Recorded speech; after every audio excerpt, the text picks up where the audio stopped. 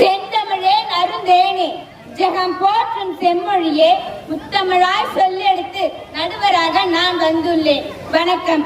தித்திக்கும் தேன் தமிழில் எத்திக்கும் புகழ் பெருக்கும் வித்தக கவிதையால் பெரிதும் தேவை அறிவா பண்பா என கவிதை வாசிக்க வருகின்றனர். பாராட்டுக்குரிய நால்வர் தனித்துவமிக்க இன்சுவை சொல்லழகி சலிமா, அருமையான அருள் செல்வி, ஒப்பற்ற மதியொலி. முதல் கவிதையை முத்தாய் பாட இனிதே அழைக்கிறேன் இன்சுலியை.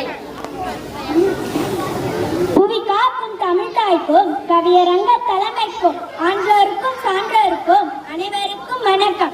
அறிவுதான் முன்னேற்றத்தின் ஆணிவேர் என்று அடித்து கூற வந்துள்ளேன் இன்சுவை நானே. அக்னி தந்த அப்துல் கலாம் அசதியதும் அறிவாலே அறிவாலே, அறிவின் துணை கொண்டே 1000 கண்டுபிடிப்பால் தாமஸ் ஆல்வா எடிசனும் வாழ்கின்றார் அறிவாலே.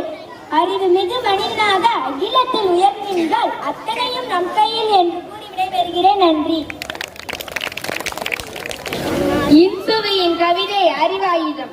அடுத்து ஒளிரும் கவிதையுடன் கவி பாட வருகின்றார் மதியொலி. அனைவருக்கும் வணக்கம்.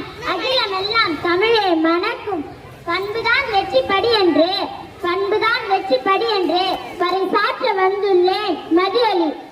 நற்பண்பு தூக்கிவிடும் நம்மை உயரத்திலே, நற்பண்பு புகுந்து விட்டால் நாவினிலே இனிமை வரும். பண்பாலே சிறந்தவர்தான் பலருண்டு நம்மிடையே, புத்தரும் வள்ளுவரும் போதித்ததும் நற்பண்பே.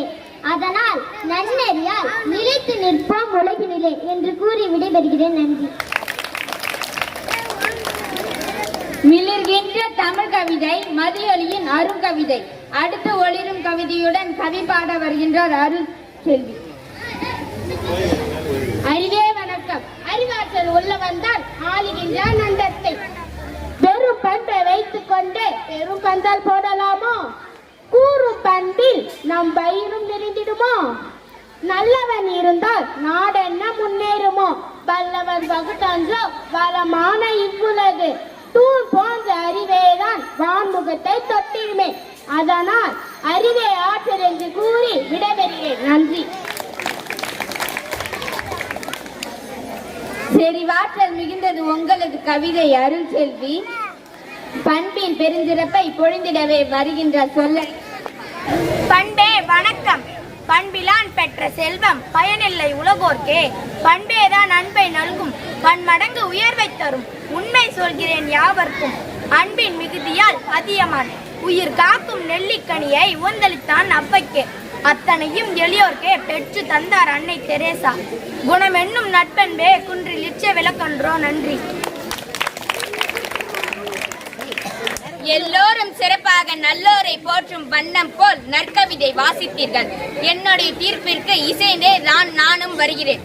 கண்ணுக்கு இருவிழி, கல்விக்கு நேர்விழி, அறிவும் பண்பும் சமமாக வைத்தேதான் ஒரு புகழ் பெறுவோம் என்று நல்ல தீர்ப்பு கூறி நானும் விடைபெறுகிறேன். நன்றி, வணக்கம்.